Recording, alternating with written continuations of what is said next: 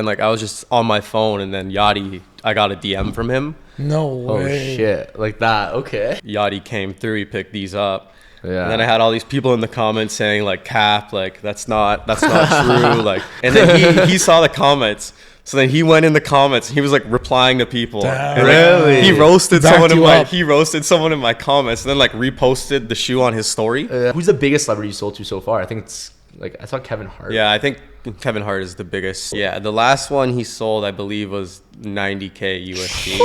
USD.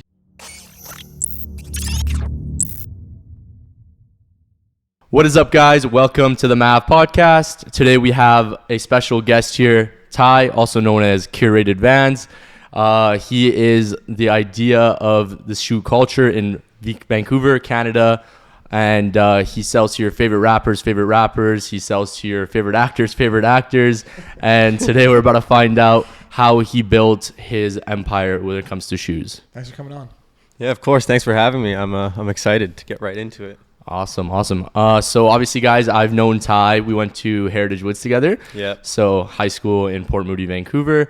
I didn't even know you did sneakers for the longest time. So I think you're younger than me, correct? Yeah. I'm 22 now, so 22. So young, bro. It's crazy. So yeah, and then I think we just stumbled upon each other at the nightclub one time, right? And we were partying and. It was Aura. Yeah, Shout out to Aura. Yeah. I remember that night. That was a good night. Yeah. So we were partying, and then I don't know. We just started catching up, I guess. And I was like, "What you been up to?" And you're like, "Oh, just selling sneakers." You're like so humble about it too.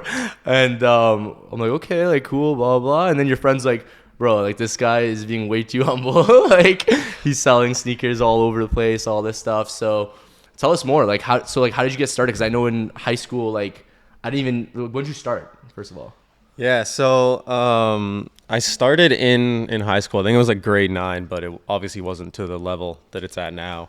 So like back then I was selling like older Supreme box logos and like that sort of thing. And then eventually that transitioned into older shoes, but it's kind of, I don't know. I've always been more into like older stuff, like just vintage clothes and whatnot. And then eventually got into the shoes and I think like maybe 4 or 5 years ago was when I got my first vintage sneaker. And then it just kind of transpired from that. But obviously when I first bought the first shoe, I had no idea what I was getting into. And then I don't know, I was just like so excited to get this shoe and like wear them because I don't know, I just thought that they were so cool. And then I got them and they're rock hard and couldn't do anything with them. So they just ended up sitting on this shelf. And I was like, that was a mistake. What was the intent with that first one? Just because you thought it was cool, you just wanted to wear it? Yeah, like I don't know. I see Michael Jordan as like an icon. Like in my opinion, best basketball player of all time. So like getting his first shoe, I just thought it's like literally the shoe that created the sneaker culture in my opinion. So getting that shoe was just like a goal of mine, and then I got it.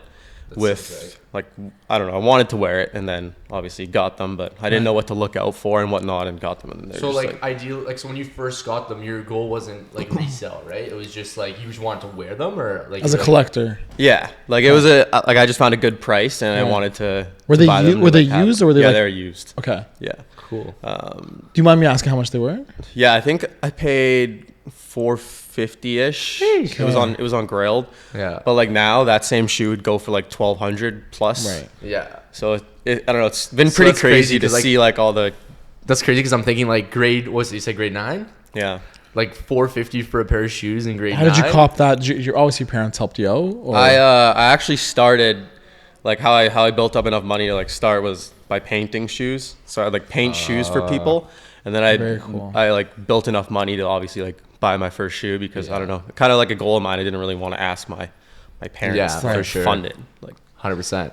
And then so like when did you see this like transitioning almost into like a business, right? Because like so you started buying shoes because you liked them, and then like because I feel like I tried to like do resell like on like like just like average stuff. Like I just see something like, oh, I could buy it and resell it, right? Yeah. And I feel like so many people are like that, but then once you have it, you like don't know how to move it, right? You're like, okay, like I just have these like, and I'm like down like whatever, $300, $400. So when did you like? How did you start building the clientele to be able to move that? And also like, how did you start that journey? Yeah, so when I got that first shoe, I shared it on Instagram and then kind of gained some traction through that. And then that just kind of like I got more shoes like similar to those that I already had, and then kind of took off from there.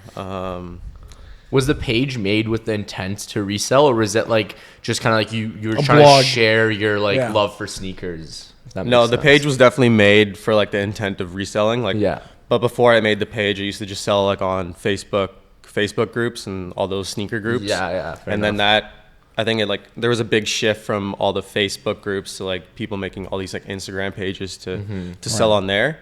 So then once that kind of happened, I made my page, and then Nice. I just crazy. started off, But at such a young age, like how did you know to do that? Or like, where did that strive and hunger for like basically doing this come from?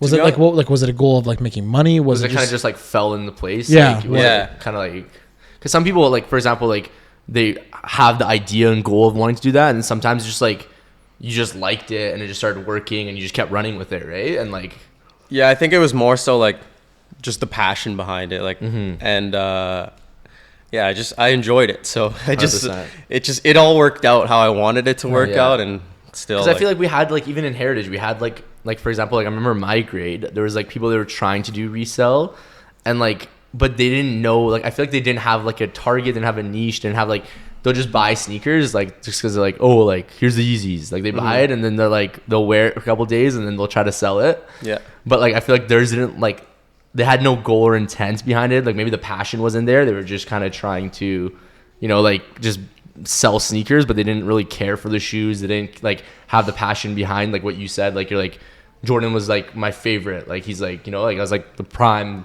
athlete ever. Like when I put them on, it's like there's passion behind that, right? Yeah. Whereas other people are like, okay, like I see Yeezys, I'm gonna cop them, I'm gonna try to flip them, right? No, exactly. I mean, I think at the end of the day, like anything that you're doing, you have to be in it for the right reason and like 100%. actually want to do it. Yeah. I think as long as you have like the passion and the drive to do it, that you're going to be successful at it. So I think that's what really helped me out, was I love doing it. Like I'm working pretty much 24/7 because I work from my phone, and like I can work anywhere. So Yeah. You have clientele all around the world? yeah, all around the world. Like last year, I think it was 3% of my sales were within Canada. The rest is everywhere crazy. else. So especially within like Vancouver, I don't really sell a lot of shoes here. Here I find it's more of like a high-end sneaker market in Vancouver, and a lot of stuff like more based around the hype shoes that are coming out now versus like the vintage scene. Right. But They like they don't really like vintage, like off collabs, and also like weird like Giuseppe's and like weird like, you know what I mean? They Yeah. like weird like high fashion shoes. I feel like it's more here. exactly. Like all your like Travis Scott Jordans and Yeah. the Off-Whites, and Yeah, that's 100%. what I see a lot of people here wearing. And For buying sure, and for sure. So at what point were you like, okay, this is a sustainable business? Like how old were you, and what was that first breakthrough? Well, it's always been my like only job. Like this is the only job I've ever had, shit. and I've been Okay. able to Very make cool. enough money off of it to support That's sick, myself yeah. and do that. But obviously, it leveled up over the years, and it's at a very, very good point. Just trying to obviously continue leveling it up, but I'd say 4-ish years ago was when I was like, I can really make this like my full-time gig as long as I So you're want. at 18. Yeah, When was that? That's like around like beginning of COVID, or like before that? a little bit before that. A little bit yeah. before that, like a year or so. Yeah. Okay, damn. And what happened? What transpired there? Yeah, was there Then- like a moment that was like, okay, like this is it. Like, you know, like I can just do this and make money. Well, I was also like, and then after high school, I went to BD School of Business. So I was in university at the time too. And that's when like, when my business started to do very well. So then it was extremely hard to balance school and the business. And then I ended up getting this one shoe. And when I got this one shoe, it drew a lot of attention. What was the And, shoe? Do you remember? It was a RE Menthol. It's like a bootleg Air Force ripoff that this guy released. I think I know what you're talking about. It's green, white, and yellow. Okay, yeah. So this shoe is iconic because it was like pretty much a rip-off, like a bootleg of an Air Force. Has like a backwards swoosh on it and just looks crazy. And there are only like 250 pairs released. Oh, fuck. So when I ended up getting these, I found them in a Facebook group.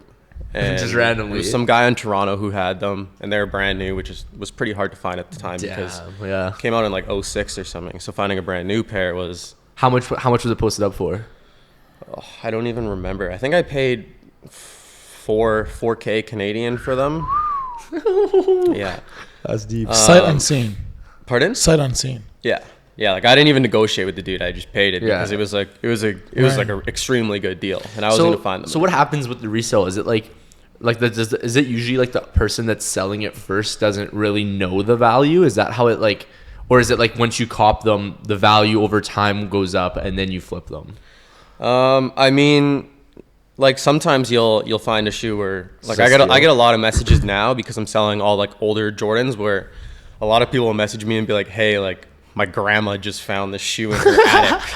Oh my god. Okay. Like it's never been worn. It was just thrown in a box, and I was like, that shoe came out in like 85, so it's almost 40 years old now, and those are kind of the coolest stories. But now most people do know what they have, obviously, because there's all these documentaries and movies coming out about the shoes, and it's also like Michael Jordan's first shoe, so a lot of people know. But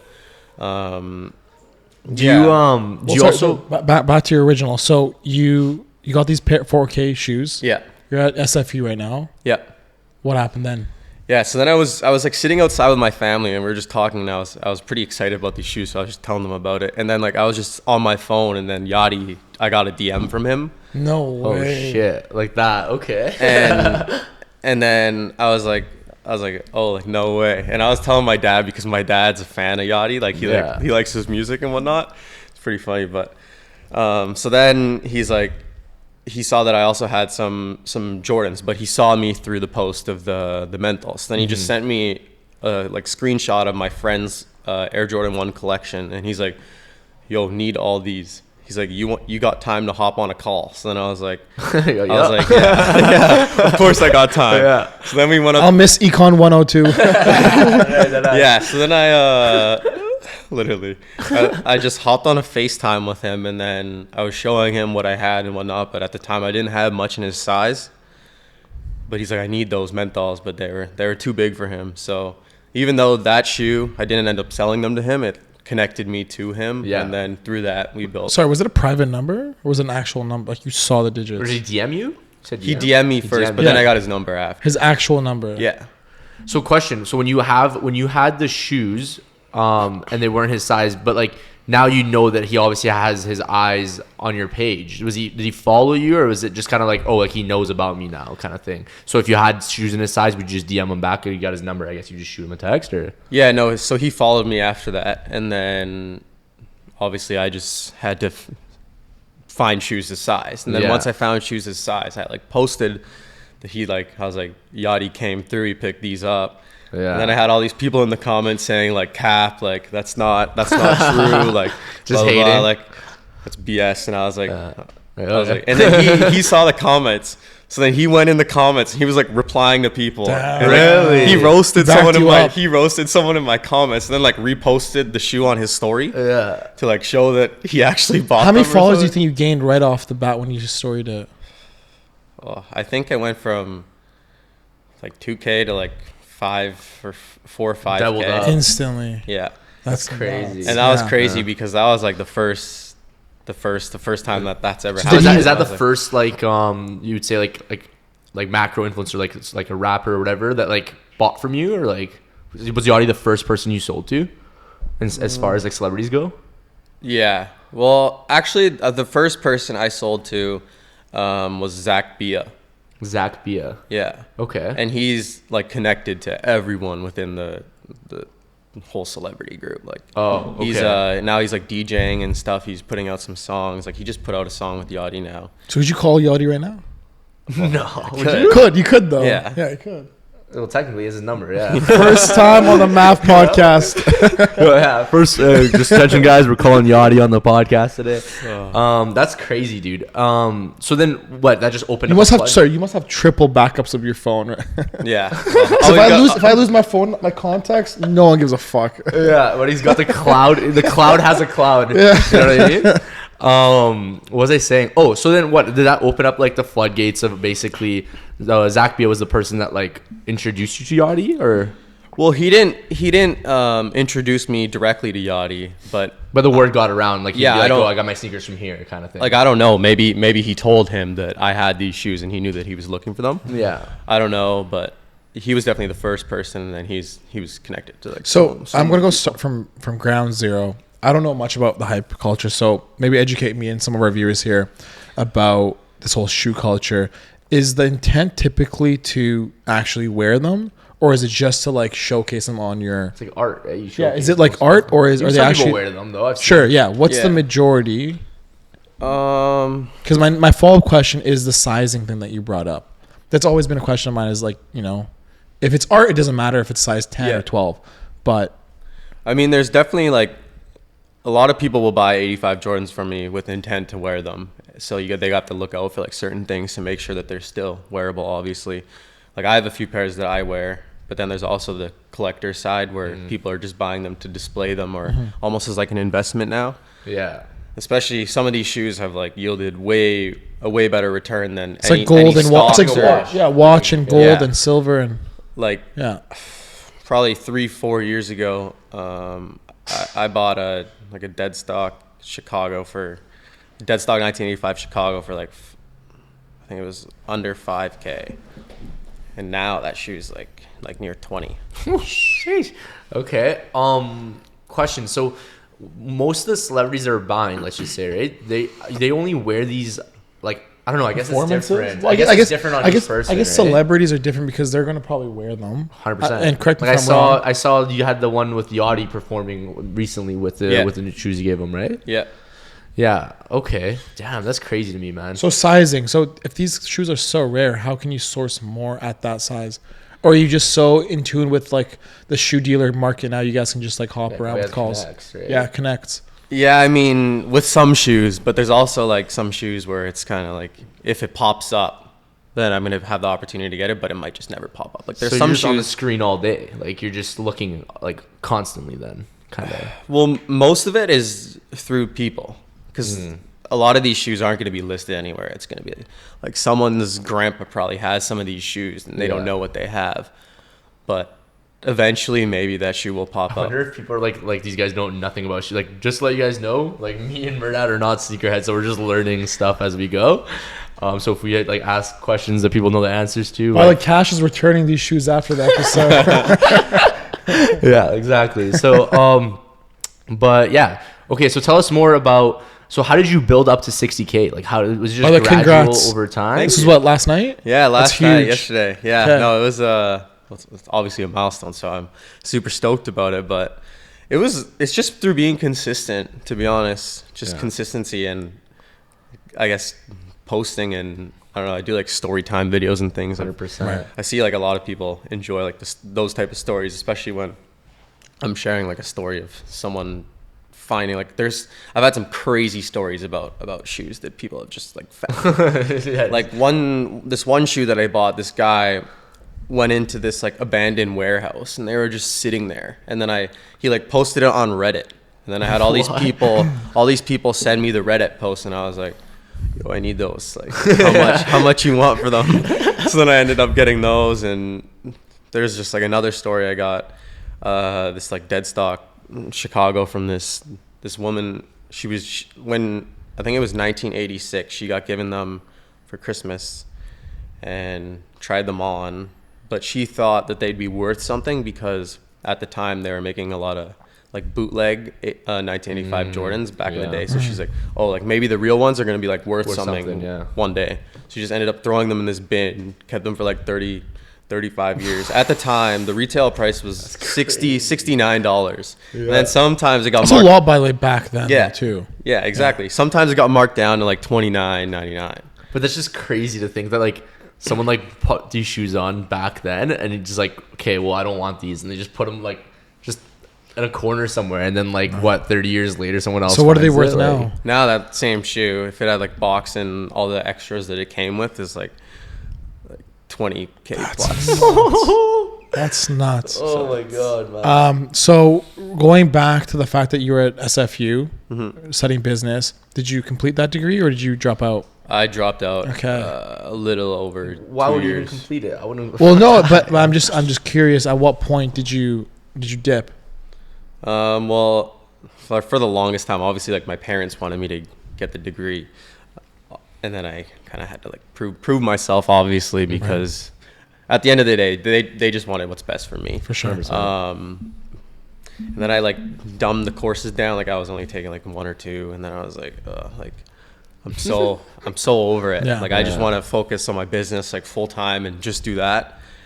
So then It's kind of hard too, right? Like when you believe in something so hard, but like people are like around you, like your parents probably just like, what, you're just gonna like sell. Well, again, it's shoes? also Like, a culture that's so different for people that are Yeah. older that don't understand. Well, exactly. Like there's so many jobs now that didn't exist when they were like our age. Yeah. Even like the whole social media thing. Like there's so many opportunities everywhere. Yeah. So I guess it was just kind of hard for them to see it from my perspective, just because we're different ages Yeah, and for whatnot, sure. which I totally understand. But yeah, now I wonder if it's gonna be like Obviously, that, like with our kids. Like, are we just like later on, course like, it our is. kids like, I'm 100%. selling Bitcoin and flipping like 100%. Ethereum? Like, what are you talking about? Do you like social media is so powerful? It's insane. yeah. Do you think you'd be where you are without it? No Facebook, no Instagram. It's hard to tell. Yeah, I mean, it is hard to tell is, because it would but- obviously it'd have to be through like a brick and mortar store. Right. And like I said, I don't sell much in Vancouver. So if I was doing it without social media, I definitely wouldn't be based out of Vancouver. Right. Yeah. It would be somewhere in the States with Fair. probably like Is there LA any or- competition like in like, I guess like not competition, but it's like, is there any other big resellers like within the space that you know of, like locally or like even in Canada, that's like, okay, like this person's also doing good things in the community as far as shoes go? Yeah, there's a lot of people like all over that are. But it's not doing- competition, is it? It's more like I have It's something. a community, right? It's a community, exactly. Like everyone's like trying to help each other out. Right. Yeah. I don't really see it as competition, or if it is. Do you guys ever competition, swap shoes and stuff? friendly Like, competition? in the sense like, yo, I need these shoes for This a certain size or customer, whatever, like- yeah. Yeah, exactly. Like I'm in a few like group chats where there's so many sellers. A lot of the time, if you need a shoe, then someone in there has it, and then it's like Right. just a Got it. quick deal. But Right. So in terms of, do you think Yeezy only comes to you, or do you think he goes to other people first? Like, how does that relationship? Like, what do you do to maintain that? I mean, I think they have like there's a lot of people helping them out because there's a lot of different shoes that they want, Yeah, and sure. some people Like are, you're in a niche, like you, Yeah. it's good because you like. I think the really good thing is that you have a niche for certain sneakers. You know what I mean? It's like what you said. You like the 80s ones, and then Yeah. you have the SBs that you do a lot of, Yeah. and then I saw it recently. You posted the Bape one as well.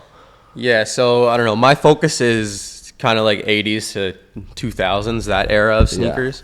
I don't know. I just find all the shoes that they made back then are superior to what they make now. Like Yeah. the quality and all that sort of things. Is it also true? Like I heard the Jordans back in the day are different leather than, like I think they use synthetic leather now, Yeah. and that's why the shoes like tear up and get beat super quickly. Whereas like the 80s Jordans are like they hold their shape, right? Like Exactly. so like The crease lines too. Yeah. yeah, and Yeah. there's something beautiful about that. I feel like where it's like where you get Jordans now, like they tear up, like they still hold their like value and weight and all that, but like they don't tear that easy. But like I feel like those ones, it's like you could take a knife to them and they're not tearing. Like, Yeah. Even like soccer shoes. My dad's like soccer shoes from like 80s are so nice. Like the material. Yeah. Versus now it's just like plastic. I mean, obviously there's a lot of technology that goes into it, but just feels different. No, I agree. 100%. Like the 80s Jordans are tanks. do they feel different? I've never worn like an 80s Jordan, for example. Does it feel different on foot or like The leather is just like, it's different, it's right? like next level. Like, Right. You just tell Yeah. by looking at it. Do you, Yeah, do you ever like 100%. restore them, like clean them up like a little bit before you sell them? Like Yeah, do you do there's- restoration yeah, on your restorations shoes? too, or Yeah, I mean, I don't really try to like paint any of them because if someone's buying a shoe that old, they're buying it for the value. for like the historic like aspect and nostalgic. They want like to see all the scuffs and whatnot. So I'll definitely like clean them, but I'm not trying to paint them to make them look pristine. Because if you want a shoe that's pristine, unless you're buying like a brand new one, you should probably go for like a newer. Are you putting like new laces on it at all? Even sometimes. Okay, and does that deteriorate the value? Obviously, original laces and like all the better. original specs is better, but sometimes doesn't have it. So then I have some replacement laces that I'll put on. Right. But and so the connection to the community that you've built, especially with celebrities, has that do you find that they're also like telling their friends and stuff that you're getting more and more celebrities now because of those contacts? Definitely, I think word of mouth is huge, and that's honestly what's helped me get to where I am now, is all the word of mouth. And even with finding shoes now, I think a lot of people have said something. So if someone finds someone, a lot of the time I'll have someone being like, yo, like they told me to message you because they thought that you'd be interested in it. And that's awesome, because before I didn't really have. You were out hunting for shoes. Yeah, it was a lot more hunting, and I couldn't find as many pairs as I find now. So it's like once the ball gets rolling, it's just gonna. They're coming to you now. Right? Exactly. Yeah. Exactly. Yeah. No, very cool. Question for you. So I know like complex sneaker shopping. You're friends with Joe. Yeah. So that's a cool connect, because like obviously he's connected as far as complex goes with all the celebrity sneaker shopping, all that. I've seen a lot of celebrities bring up your name when it comes to where they're getting their sneakers from. So how does that feel like when you're like just sitting at home and you're just like, for example, I watch those videos all the time, right? So like I'll be like, how does it feel to just be like on your phone and you're watching one of those clips and it's like, yeah, like I get my stuff from CuratedVan. Like it's like surreal or what? Yeah, no, that's definitely cool. And Joe's shown a lot of love in the videos, and he's always willing to help. And like I don't obviously I don't ask for any of the promotion or whatnot, but if it comes, it's awesome. So, and it looks organic too. It's not like he's just asking like, where do you get your sneakers? Like, like who's the person that you get most of your sneakers from? And like I see a lot of times that like they get them from you, which is crazy. Like to think that like, because Vancouver, I feel like we're not even like that deep into the culture yet, in the sense of like we're trying to build something as far as music, like sneaker culture, all that. Yeah. And for it to be like you're repeatedly coming up in these videos, I wonder like how many people are drawn to that. Like, holy crap, like that's from like a Vancouver sneaker seller. You know what I mean?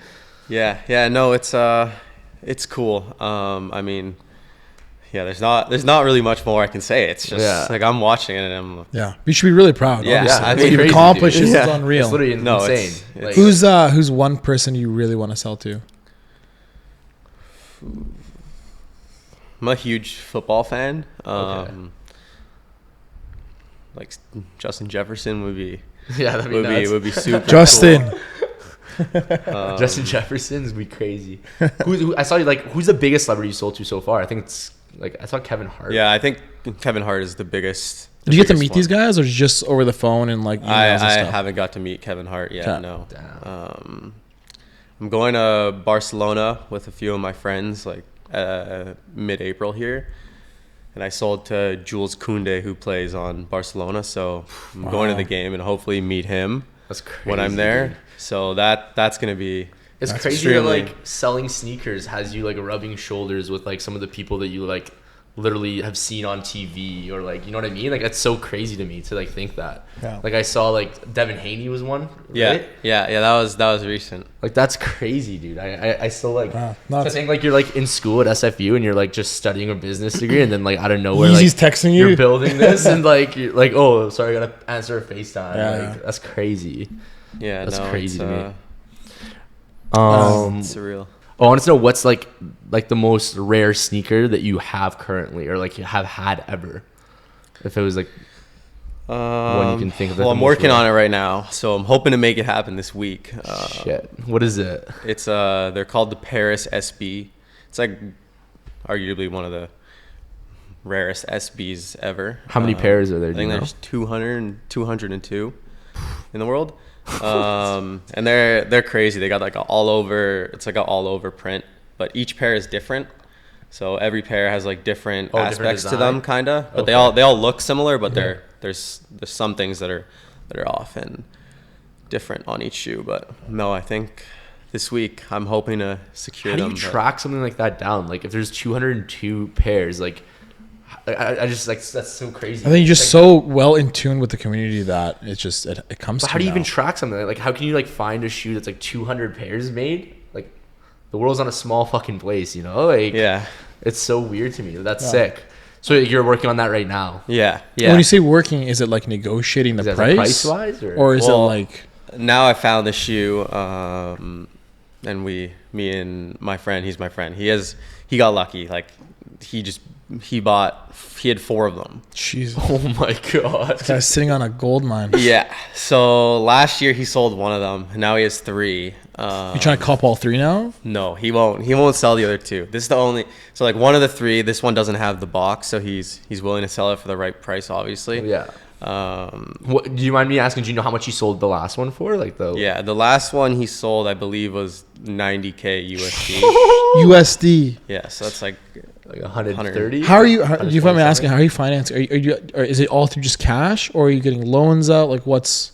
How am I? Yeah. No, everything is through. Okay. Cash, Very cool. but- Good for you. But yeah. Dude, 130 for a pair of shoes is crazy. And how long does it take you to usually turn these things over?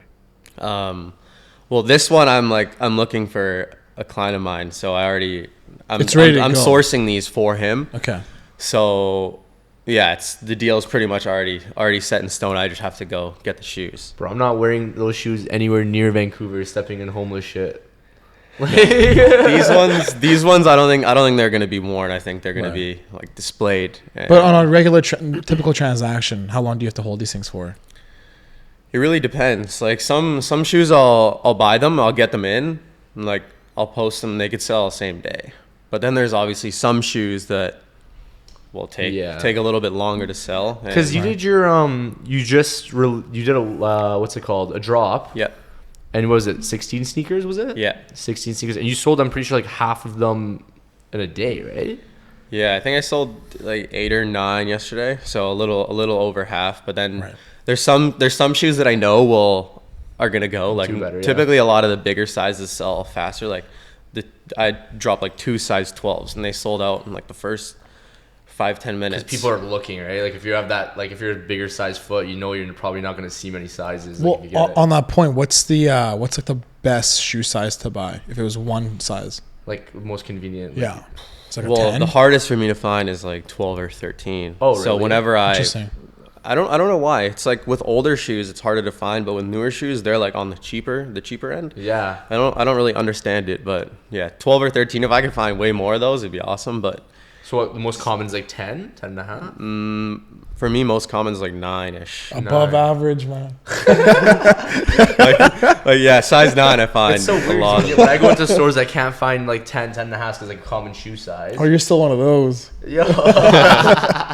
But like when you go into like other stores, they're like they always have bigger shoe sizes. I feel like because people don't have that big of feet. But you're saying that those are the hardest ones to find when it comes to vintage. Yeah, I don't know why. It's like but the flip. it's, What size was Kevin Hart? Oh, he's an 8. Bigger than I thought. Yeah, honestly, a lot of people said that. Like when I posted it, everyone was commenting like, "Oh, is he like kid size?" I was like, "No, like surprisingly, he's like an 8." Yeah. Like, Is there any value to like kids' shoes? some like there's like a Sky Jordan, which is the kids version of the 1985 Air Jordan. Some people collect those, and it's literally looks the same, but there's a few differences with them. Are these typically unisex? Or is it mostly a male-dominated kind of shoe realm? I'd say the older, the vintage shoes, there's more. It's definitely more male dominant. Yeah. Okay. Because like Back then there wasn't like I feel like they would, like people didn't care that much. Like girls didn't care that much about sneakers. At least society was kind of gearing towards that. yeah, and I mean some of the older shoes like they look beat up, whereas some guys like the aesthetic of how the shoe looks and how they look beat up. But Yeah. like some girls probably think that it's like Yeah. a shoe that should be thrown away. Like Yeah, for some sure. of these shoes that I find are like heavily worn, but they still have a lot of value. But Imagine someone's mom just beating the kid, just throw these ugly things out for years and years and years. When it comes to collectibles, man, the amount of like L's I've taken in my life, I had like crazy amount of like hockey cards and like Pokemon cards and stuff like that. And then I was watching like recently like with Logan Paul and those like Pokemon cards, bro. I'm pretty sure I had like 3 or 4 of those like exact ones. Yep. And they were like stored away, and my mom just threw all them out when we were moving. Yeah. Like hockey cards, I had like Gretzky cards, I had like I just could like. And now I'm thinking about it, I'm like, I could have had so much money based off those cards. Like, it's crazy to me. Do you know much about cars? A little bit. A little bit. Like, do you know what an M3 is? Yeah. Okay, well, an E46 M3. One of our family friends, son or whatever, he had an E46 M3. It was I think 05, one of the last 2 years, and it only had like I think 110,000 kilometers on it. And his fiance made him sell it. That's what I'm saying. To buy a family car. Okay, so that car. Oh no. She made him sell it for like 13 grand or something. Oh my that car is worth like 40 something grand now. Ooh. And what do you think they bought instead? Fucking Hyundai Santa Fe. That's the thing. Like, I feel like you don't know though. Like now, I feel like people are like more aware of like holding on to stuff like that. Yeah. But I feel like before you did it, like even when I was holding on to those like Pokemon cards, it wasn't because I'm like, oh, like when I was a kid, I didn't know they're gonna cost money. It was just like I'm the only person in my school that has this one card, you know? Like no, exactly. You know, like, it's like you have like those like battles. Exactly. Yeah, like you're trying to I got these cards. It would get intense. Check out this one. It would get intense. One. Like people will be jumping each other for cards, like in middle school. Like what's going on? How do you detect fakes? Yeah. So I mean, with like older 1985 Jordans, there's one batch of fakes that were made in the 90s. So, but the fakes compared to the fakes coming out now are crazy. Like the fakes coming out now are nuts for like all the new shoes that are coming out. Oh, like they're like super super good. Like there's all these factories in China that are literally like almost like one of one. Right. Shit. And like a lot of people now, they're like checking the shoes with like a black light because they can see like the different glue marks and stuff, and that's like a telltale sign, or like the smell of the shoe. Like have you ever been scammed? Have you ever bought a fake by accident? I think like a little over a year ago, I got a fake, but fuck, I just had to take the L on you just take the loss on it. Is there anything you can do about it? Like, can you like find the guy or something? Or typically, like I'll buy everything through PayPal, so I'm covered through PayPal if someone was to try and screw me over and send me a fake shoe or like swap out a shoe. But yeah, I've also had. I wonder if that person even knew it was a fake. Sometimes it's possible they don't know, because like you never know. I hope no one sees this, but I bought a replica car. I guess. What did you buy? Dude, I bought like a model toy car. Oh, I thought you okay. I don't even want to tell you the price. Like, don't even ask me because I'm actually embarrassed. Well, you gotta say it now. No, like it's actually fucked. Oh, you gotta say it. You gotta say it now. If my parents see this, they're gonna bust my ass, bro. What is it? Dude, I paid $1,300 for a toy car that doesn't move. What kind of car was it?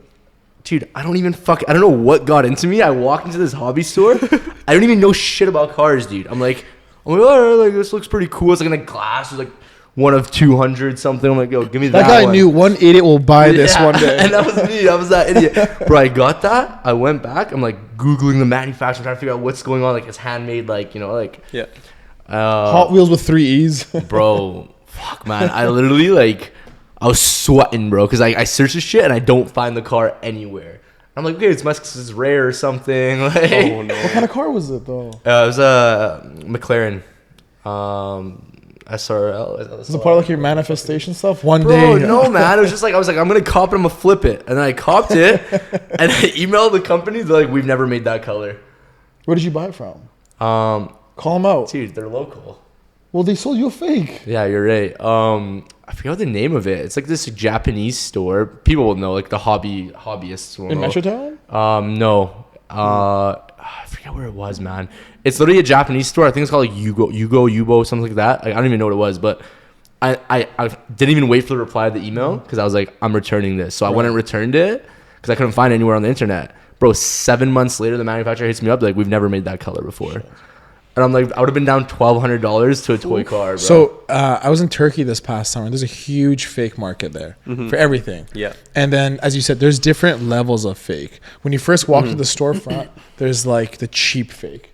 Yeah. Like the Yeah, 100%. like the Gucci bag that just like Squeeze. and then they're like you're like, yo, what the fuck is this? They're like, okay, Habibi, come with me. They take you upstairs. It's some like real little things. room, like you're ducking down, and that shit looks so real. Yeah. Like it's crazy. It's nuts. The amount Even- of effort. But it's not even in Turkey. Like even North America now. Like bro, I think it was in New York. My mom went to. Bro, they were selling like replicas of like all types of brands, just Like on the street. on the street. But they're so legit looking. Like it's crazy. Like the stitching, everything. Like, and I'm like, it's just a thing now. So you got to like be kind of careful, I guess. And I couldn't buy it. Like it looked so real and so cheap. I couldn't do it. You don't want to be that guy. Yeah. Yeah, But for sure. Yeah, I mean, no, I've definitely seen like pictures of the market. Like there's some shoes that are there, like, they don't even exist.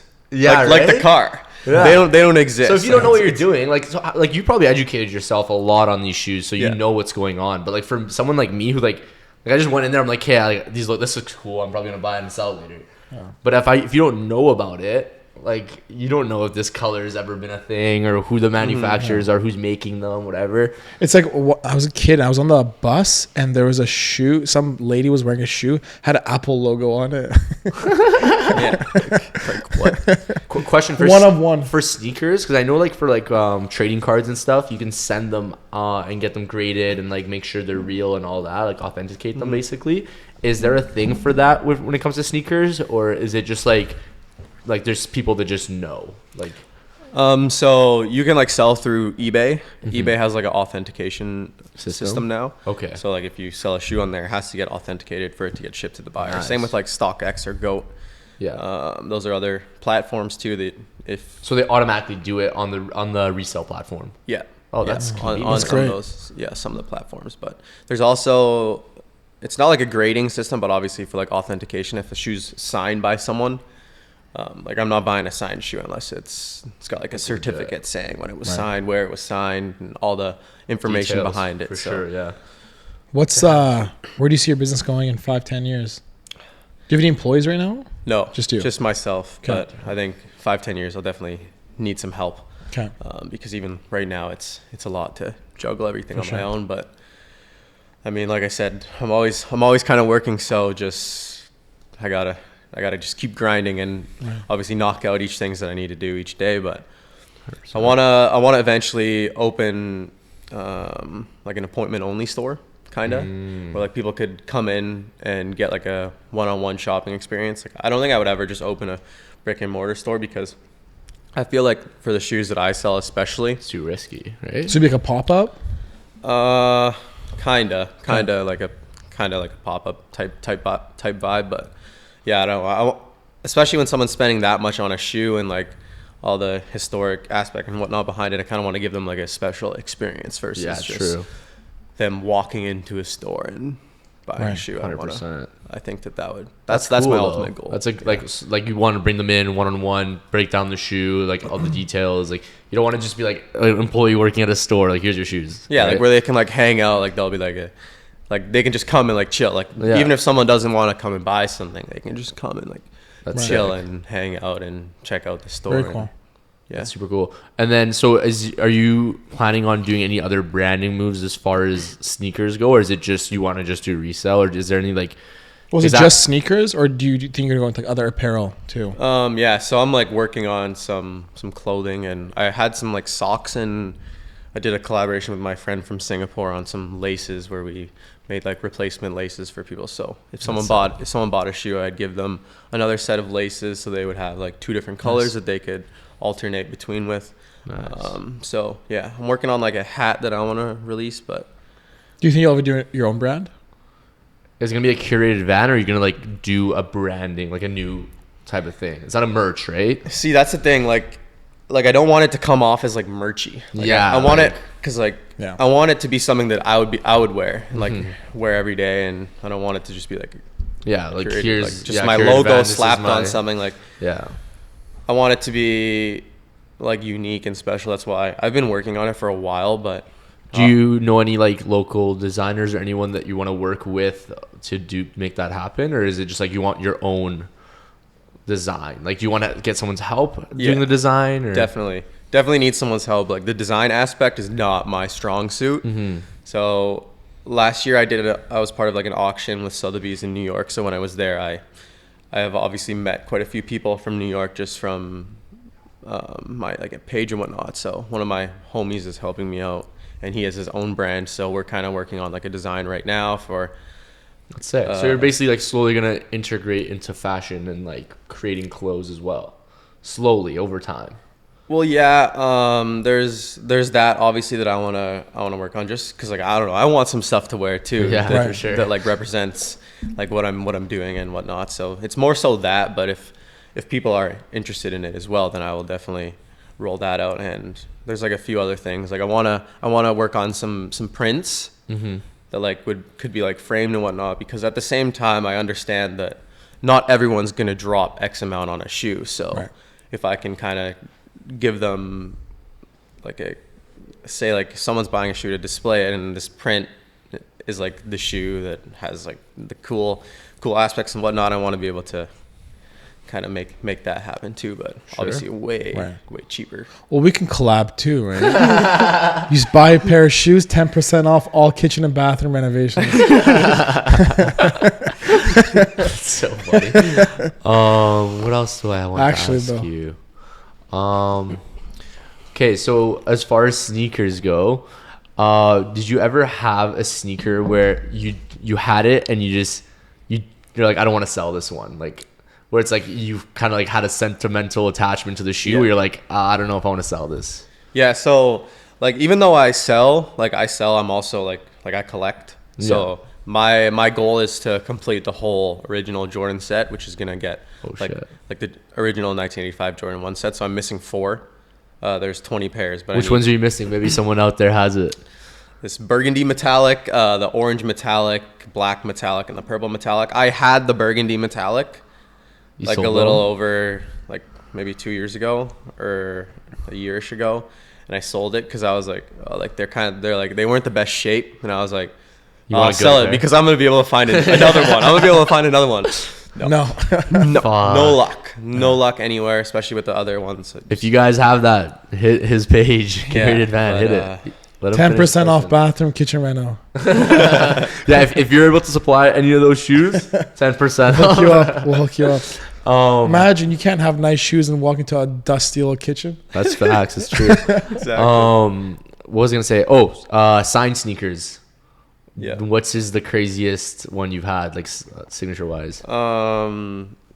I have a signed Jordan 1. It's from 85 by like MJ. Yeah. But they're worn, so they're in game worn? No, I wish they're game worn. That would be crazy. It's not his size. It's just a shoe that someone attended a basketball camp back in the day, and they got the shoe signed. So I ended up getting them. I got them last year. So that's probably my favorite. Well, his house is for sale. You're keeping that one probably? Yeah. I was gonna say his house is for sale. Michael MJ's house. It's been for sale for years. No one buys it. Really? So I'm thinking if you can cop the house, maybe you'll probably get a lot of merch from that. Oh, imagine that would be well worth the purchase of the house. Wait. Question. What makes sneaker wise is signatures the thing that like raises the price on it a lot? Is there certain things that raises it like more than others? Like signature, obviously one is game worn is the most. Do you think? I'd say game worn, signed, like, and if it's like a specific game. Like say like championship game. Like yeah, or like I don't know, the last shoe MJ wore on court, or the first shoe that he wore on court. How much would something like that go for? Do you know at all? Last year there was a sale of this. It's called the Airship, which was one of the first shoes that he wore on court. I think this one might have been the first shoe that he wore on court. I'm not exactly sure. Like on the NBA, you're saying? Yeah. Okay. And it was game worn signed. It was sold for like 1.4 mil, like via an auction. So like, and that being an auction meetings, like there was multiple people interested bidding in that on shoe. it. So who got it? Like how does that transpire? Like MJ, like one day just like toss them in the audience and someone just holds on to them? No, it might be like family members, right? Or like someone who passed down. Or Yeah, so I think a lot of it may be like given to family members or family and friends, but there's also like a lot of people where MJ's just been giving stuff to like the equipment manager, and then the equipment manager like sells to like someone else, and That's crazy. like just being an equipment manager back then, if you held on to all that stuff, would have been Right. Yeah, that's all the shoes you got given would have been That's crazy. yeah US, worth more than your salary, USD right? too. Pardon? USD, Yeah, right? Like USD. $2 million Canadian. Yeah. Nuts. Okay, so as we wrap up here, in terms of this podcast, is there anyone that you'd like to see on that hot chair? That's attainable. Yeah, someone like locally, because our goal is to bring all the local people that are doing cool things in business and just in general. Because I feel like in Vancouver we have so much talented people, so many like artistic people, so many business-minded people they're just doing it. No one knows how it transpired. happened, like where they started. And we want to shine light on that because I feel like no one does that ever. Like, you see it a lot in Toronto now where people are giving each other credit for the stuff they're doing. Yeah. Vancouver, we're all like cliquey and shy and you know what I mean? So we want to shine light on people like that. So do you know anyone that you would like to see maybe? I think like Fernanda would be cool to have on the podcast. Fernanda? Because I saw Fernanda last weekend. yeah, we gotta get Fernanda on here. She's got like, I don't know, everything that she's done is crazy. insane. Yeah, she's a business mind for sure. And I remember when she like was just starting and it just blew up. Like, just, like over 1 million subs now on YouTube. Isn't that crazy? Like you go to high school with these people and you're like, whatever, and then one day like they're doing some crazy shit. Yeah, it's insane. 100%. And it's like it happens so fast too. I feel like during COVID, like even like those, I feel like the people that like really started popping off, they were already heading that way before COVID. And then during COVID, it just flew, man. Yeah. Like it went crazy. Definitely. And Fernanda was one of them, I think. Fernanda, she started getting her following early on, I feel like. And then she just went off. Yeah, no, that was kind of the same with me. Like over COVID, it really started taking off. Anything you want to share with the audience? If you want to check out my page, CuratedVan on Instagram and all other social media platforms. I have a YouTube channel, but I need to get better at the YouTube channel. What are you planning on posting on the YouTube channel? I have like some like collection videos where I was just like, showing some of my shoes and whatnot, but I don't know. That's one thing. That's like a goal of mine. I need to get better at it, but I'm not good at editing. So like once I learn editing, it will be mine. We're in the same boat. I don't know how to edit anything. Yeah. That's why there's these amazing people that know what the hell's going on. But is this on? Last thing. For the drop, you still have a couple pieces left, right? Yeah. Are you keeping them for anyone, or can they go grab those pieces? No, anyone can grab them if they want to grab them. Yeah. Perfect. Go check those out, guys. CuratedVans, and we'll tag the page there too. Yeah. Thanks. Awesome. Again. Thanks for coming. Yeah, man. Awesome, man. It's good seeing you. That was awesome. Yeah. Peace.